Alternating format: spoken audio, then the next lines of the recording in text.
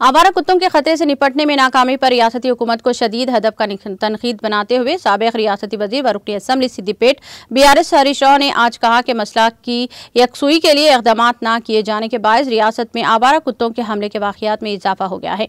उन्होंने कहा कि वरंगल के MGM हॉस्पिटल के अहाते में कुत्तों के एक नौमौलूदा बच्चे को खा लेने जैसे गैर हैरान करने वाले वाक़े के बाद भी हुकूमत हरकत में नहीं आई। एक और वाक़े में हैदराबाद की नवाही इलाके बल्दिया नारसिंगी में एक बच्चे को कुत्तों ने हलाक कर डाला। इसी तरह जिले रंगारेड्डी के इब्राहिमपट्टनम में कुत्तों के हमले में शदीद एक 4 साला लड़की जख्मियों से जानबर ना हो सकी। आवारा कुत्तों के मसले से निपटने में रियासती हुकूमत के गैर संजीदा रवैये पर इजहार अफसोस करते हुए हरीश राव ने कहा कि कुत्तों के हमले में बच्चों की हलाकत के मामलात रियासत में मामूल बन गए हैं। उन्होंने कहा कि अगर हुकूमत इस मामले में संजीदा होती तो गुज़िश्ता 8 महीने के दौरान रियासत में कुत्तों के हमलों के 343 वाक़यात पेश नहीं आते और कीमती इंसानी जानें तल्फ नहीं होती।